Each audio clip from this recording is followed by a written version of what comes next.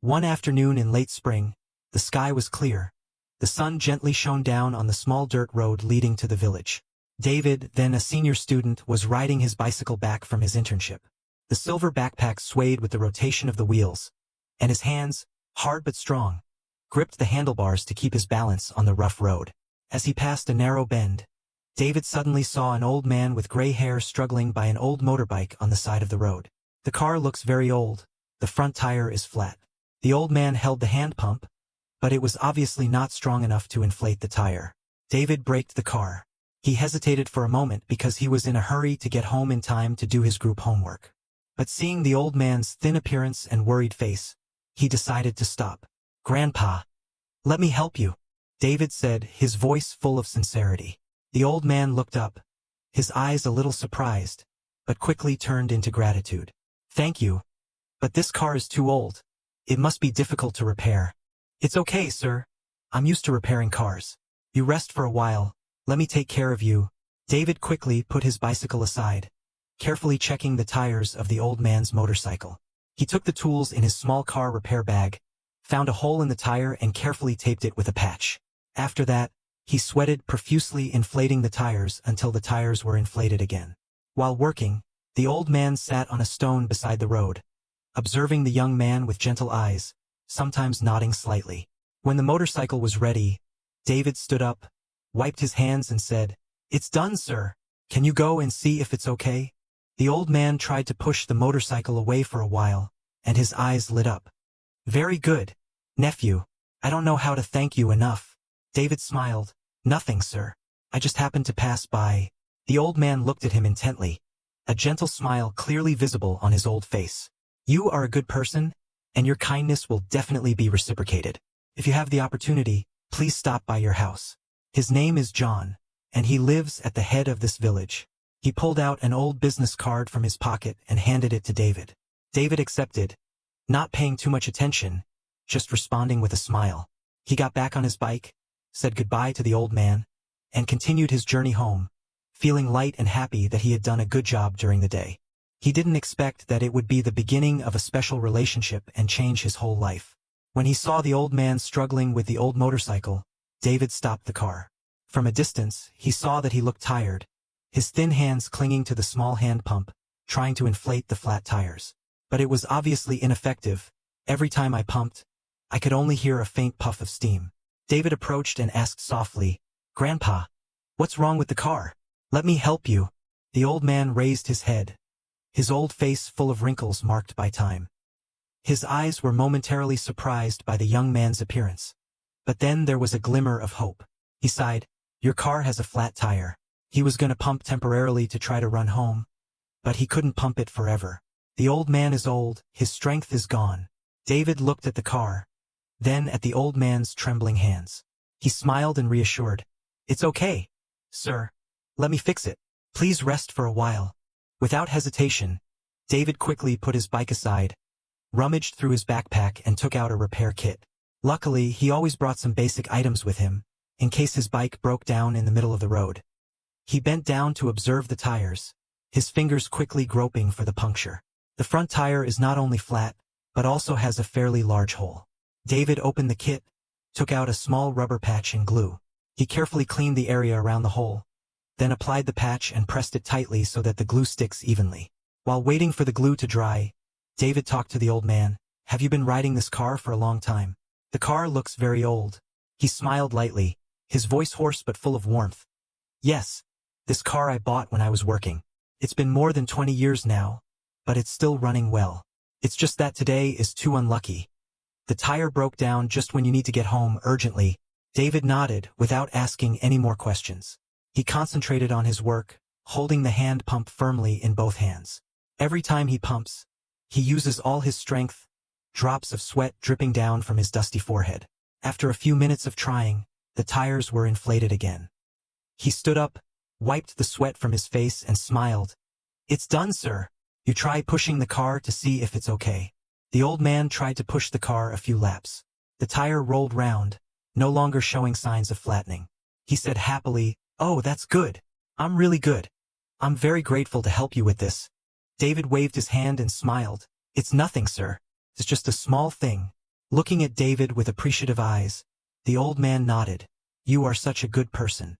Every free day, I visit his house to play. Your house is at the head of this village, and your name is John." He pulled out an old business card from his pocket and handed it to David. He took it, didn't think much about it, and then quickly said goodbye to continue his journey. In his heart, David only felt happy that he had helped a person, not expecting that this small act would open up an unexpected cause and fate in his life. Since the time he was helped by David, Mr. John has not stopped remembering the young man with a sincere smile and enthusiastic hands. That time, he was struggling in the middle of the road with an old motorcycle, tired and helpless. When David appeared as a savior, he not only repaired the car for him, but also spent time chatting and asking questions. For Mr. John, an elderly man who lives alone, these gestures are not merely material help, but also a valuable source of spiritual encouragement. In the days that followed, every time he saw the car repaired, John remembered David. He realized that despite the difficulties of life, there are still kind and compassionate young people. This makes him feel like he is infused with hope and faith in the younger generation. One morning, while cleaning an old bookcase, John accidentally found a notebook that he had used to record projects and ideas when he was an engineer. He looked at every word, every design drawing, and suddenly felt the desire to share the precious experience that he had accumulated all his life. Thinking of David, a guy who is both resourceful and enthusiastic, he feels that he is the one who deserves to pass on this knowledge. A few days later, John decided to go to David's house to see him. When we met, he said, "David, you think a lot. He is a good person with a heart and talent. I want to share with you some of the experiences that you have accumulated in your life, so that you can apply them to your future." David was momentarily surprised by his surprise offer, but also moved. He realized that his small actions that day not only helped Mr. John, but also inadvertently aroused in him a passion and purpose in life. Since then, the relationship between Mr. John and David has become closer. Mr. John not only considers David a relative, but also takes the time to teach him practical skills, from how to repair furniture to valuable life lessons. David also learned a lot from him, not only about knowledge but also about perseverance and warm feelings between people. Thanks to David's initial sincere help, John has regained the meaning of life in his twilight years. From a lonely and sluggish old man, he became a person full of energy, ready to share and help the younger generation, bringing positive values to both parties. After meeting by chance and being helped by David, John couldn't stop thinking about that kind young man. The image of the boy with greasy hands but eyes full of enthusiasm has left a deep impression in his heart. He blamed himself for being in such a hurry that he didn't have time to ask for David's information or address in order to thank David properly. In the days that followed, John began to pay more attention to the area where he met David. He often pushed his motorbike out to walk around the old road, as if he was taking a walk, hoping to meet him again by chance. Every time he passes by a car repair shop or crowded gatherings of young people, he does not forget to look for and ask the people around him. One afternoon, after days of unsuccessful attempts, John decided to visit a parts store near where the incident occurred. As soon as he entered the store, he asked the seller cautiously, "Do you know any young man who often comes here, seems to be knowledgeable about car repair?" The salesman thought for a moment, and then replied, "Well, it must be Mr. David. He often helps car repairers along the road, but also often stops by to buy things.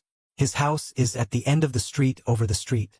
Hearing that, Mr. John's heart suddenly seemed to be relieved. He thanked him confusedly, and then immediately followed the directions. Passing through the alleys, he finally found David's house. A simple but warm house with green pots in front of the yard. John stood hesitantly in front of the gate, looking inside to see David working on a bicycle for a boy in the neighborhood. It was still that hard-working look, that friendly smile which made him emotional.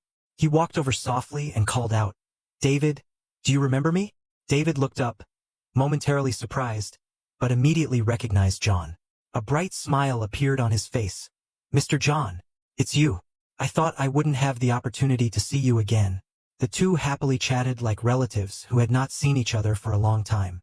John could not hide his gratitude, recounting that it was David's actions that day that changed his mind, making him feel that life still has a lot of meaning.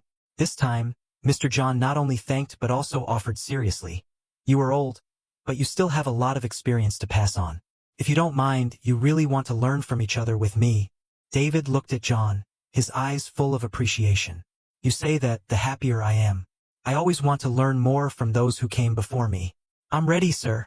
Since then, not only has John found someone to help him, but he also has a young friend to accompany him in the days to come, turning that fateful encounter into the beginning of a meaningful relationship. After meeting David again, Mr. John became more and more fond of the young man's enthusiasm and kind heart. He realized that, despite his young age, David had precious qualities: patience, dedication, and sincerity to everyone around him, that made Mr. John, who had been through many ups and downs in his life, feel rekindled in an inspiration that he had long forgotten. One evening, while chatting over a cup of tea, John began to express his intentions to David. He opened in a deep, enthusiastic voice. "David, you realize that you are a very special person. He is not only good at his craft but also has a golden heart. But you see, I am still missing something important to develop further." David looked up at Mr. John in surprise, his eyes full of curiosity. "Yes, what are you talking about?" Mr. John smiled and nodded slowly. "Knowledge and experience. He talks not only about technique but also about how to turn passion into a solid career. If you agree, I would like to help you." David hesitated for a moment, but his heart was full of appreciation. He asked with reservations, "But, how dare you bother him like that? You have helped me a lot." John patted David on the shoulder, his eyes sincere. "I don't mind, David. On the contrary, helping me is also helping you." He does not want the experiences and lessons throughout his life to be passed on to anyone. Moreover, he has potential. He believes that if you are properly oriented, you will be able to do greater things. Hearing those words, David felt that his heart was motivated. He knew this was a precious opportunity not only to learn but also to prove John himself. After thinking for a while, he smiled and replied with determination, "You're right. I won't refuse your help. I will do my best not to betray your trust." From that moment on, Mr. John's intention to help was not only limited to words but gradually concretized with actions. He began to teach David how to manage his work, plan for the long term, and even introduce him to industry friends he knew. The two became a pair of teachers and students, working together towards bigger goals. When John decided to rebuild the house, he not only thought about restoring what had once been his family's home, but also saw it as a way to start a new journey where he could build something more meaningful. With David's support, the two embark on a passionate plan. On his first day back in the old land, John stood contemplating the cracked walls, the crumbling tile roof, and the overgrown garden overgrown with weeds. David stood next to him and said softly, "Don't worry. We'll turn this place into a cozy house like you once wanted. I will do my best to help you." That sentence was like a word of encouragement, adding motivation to Mr. John. The next day, the two began to draw up a detailed plan. Mr. John is the overall direction with his experience and sophistication, and David is in charge of the execution, from the redesign of the space to overseeing each stage of construction. They decided to keep some of the old details of the house, such as the wooden doorframe and the ancient stone wall parts that have stuck with many family memories. But the rest will be newly built, bringing a more modern and comfortable breath. During the day, John and David worked together at the construction site. Despite his advanced age, John still rolled up his sleeves to help David clean, choose materials, and give valuable advice. David worked and learned, appreciating his meticulousness and enthusiasm more and more. At night, the two sat at the table, under the soft yellow light, reviewing the progress and editing the drawings to achieve the highest perfection of the house. Those days are not only the time to build a house, but also the time when they build a really special teacher-student and friend relationship. Each brick is laid down, each board is put together as if carrying the hearts of both. Gradually, the new house appeared with a solid appearance but did not lose its closeness and familiarity. The living room is designed with large windows facing the garden, where Mr. John can sit and sip a cup of tea and watch the morning sun creep through the trees. The kitchen corner is expanded, enough room for crowded meals. David also built a small wooden table in the middle of the house by himself, a gift he wanted to give to John as a symbol of the bond between the two of them. When the work was finished, John stood in front of the new house, his eyes watery. He turned to David, his voice emotional. "Thank you, David, not only because of this house, but also because he helped him find faith and hope again. Now he feels like he's younger, ready to start a new life." David smiled and replied sincerely, "I also have to thank you for trusting and guiding me. This is not just your home, but a place you consider a part of me."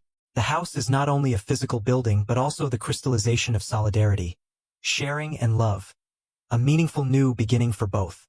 After days working with Mr. John at the construction site, David began to feel many strange things. Not only did he learn building skills, but he also found John a great source of inspiration. Despite experiencing heavy losses and old age, Mr. John has always maintained perseverance, optimism, and a sense of responsibility. This quietly ignited in David a stronger will than ever. Late one afternoon, as they were sitting on the porch, David involuntarily said, "Mr. John, I really admire you." Despite going through many difficulties, he still did not give up but also instilled in him faith in life. Mr. John smiled kindly, his eyes shining with the experience of life. "David, everyone's life will fall to the bottom at some point. But the important thing is whether people will get up or not." He used to think he couldn't do it again, but then he came, helping him realize that as long as he had a companion, nothing was impossible. Life is a series of starts over, and you can do the same. John's simple but profound words awakened David. He realized that he had let himself slip in a sense of failure. His dreams and ambitions were buried by his own fear and low self-esteem. But looking at John, David clearly felt that it was never too late to start over. Another time, when David was confused by a difficult task during the construction of the house, John did not scold or criticize. Instead, he gently advised, "No one is good in the first place, David. He had failed many times before he had the experience he has now. The important thing is that he dares to face it and does not give up. Every time I try, I will learn something new." Those words of encouragement seemed to strengthen David. He felt his confidence gradually return. Under John's dedicated guidance, David not only overcame challenges at work, but also learned to control his emotions and face life's difficulties. John also told David the story of his youth. A poor boy who had to work all kinds of jobs to support his family. But it was through his relentless efforts that he was able to achieve a better life. Never forget why you started, David. No matter how difficult the journey is, as long as you persevere, you will reach your destination. Each story, each of John's advice, gradually engraved in David's mind, becoming a source of motivation to help him change the way he sees himself. Not only completing the house, David began to map out big plans for the future. On the day the project was completed, David stood in front of the new house, his eyes shining. He turned to Mr. John and smiled brightly. "Mr. John, thanks to you, I have found myself again. I not only learned how to build a house, but I also learned how to build faith and determination." John put his hand on David's shoulder and smiled kindly. "You're very good, David. Remember, this is just the beginning. Use everything you learned today to make better things in the future." Those words were like a fire that ignited the desire in David's heart. From a person who used to doubt himself, he has become an energetic guy who is ready to face any challenge. After months of rebuilding the house with John, the work was finally completed. The house has gradually put on a new, spacious appearance, and is a place to keep many memories of perseverance and continuous efforts. The day John entered the new house, his eyes lit up, his hands trembling as he touched every detail he had made with David. It is not only a physical house but also a journey of revival, of rebuilt faith. David stood silently watching, his heart full of emotion. Not only did he feel proud of the effort he had put in, but he also felt the change in himself. He remembered the challenging days, the words of encouragement and affection John had given him. Certainly, those are the things that he will forever engrave throughout his life. On a peaceful afternoon, when the house was finished, John called David closer. With tears in his eyes, he said, "Thank you, David. I not only helped him rebuild the house, but also helped him rebuild his life. Without him, he might not have been able to overcome the pain of loss and suffering. I gave you hope for a future, even if it was too late." David was choked up. He turned around, his eyes shining on Mr. John, not only out of gratitude but also because of the deep sense of the special relationship between the two of them. He hugged Mr. John and said with a choked sigh, "Mr. John, thank you very much.